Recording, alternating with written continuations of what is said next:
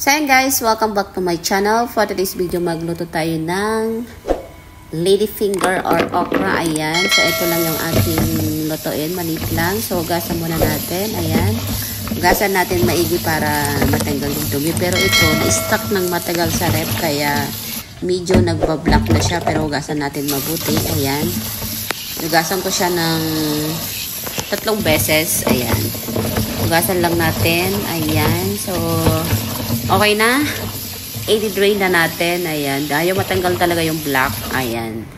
So, tanggalin natin yung pinaka, sa gilid niya. Ayan. Yung, para makakain natin lahat yung niya. Ayan, sa gilid-gilid niya lang. Ayan. So, ganyan lang. Iko-continue lang natin yung pagtanggal ng niya. Ayan. Ano pa tawag yung ganyan yung ng pagpilitas. Ayan. Oh, 'di ba? Kahit konti lang 'yan, masarap. Konti lang masarap daw. Ayan. So, gasan natin siya ulit kasi ang dami kasi ayaw talaga matanggal yung black. Siguro sa matagal na stock sa rep. Ayan. So, meron tayong bawang. Ayan. Damihan natin ng bawang. Ayan. Dikdikin natin siya. At natin siya ng maliliit lang siya. Ayan. So, dahan-dahan lang sa pagtanggal ng balat dahil nakawag na naman ako ng kutsilyo, no? Para na akong, alam nyo na. Ayan, so i-slice natin siya ng maninipis. Ayan. Ayan, tatatin natin. Ayan, so medyo expert na ako konti.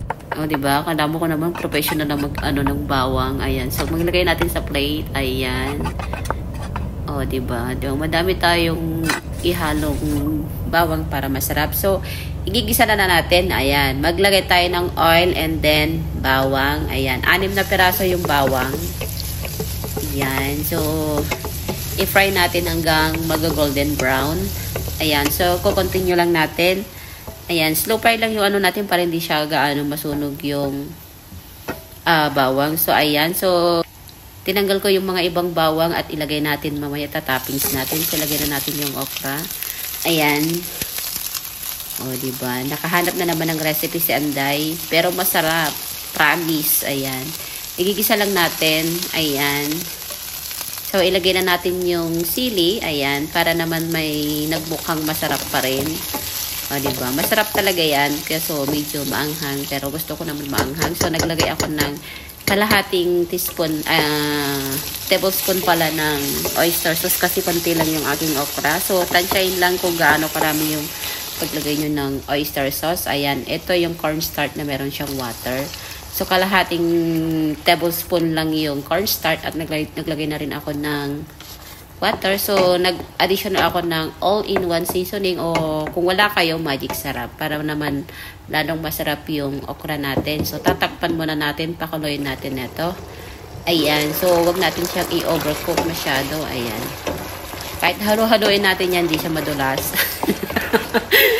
Kasi hindi naman natin totaling iniwa-iwa yung slice yung Ayan, okay na siya. O, diba? So, lagyan ko pa pala ng ano pa tawag dito, black pepper para lalong masarap. Ayan. Hindi siya maalat. Sakto lang yung lasa niya. Masarap siya, guys. Tilagay na natin sa plate at kakain na tayo. Ayan. Meron naman akong ipo sa YouTube ko. Ayan.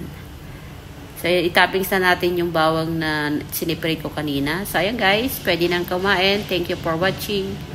Bye-bye.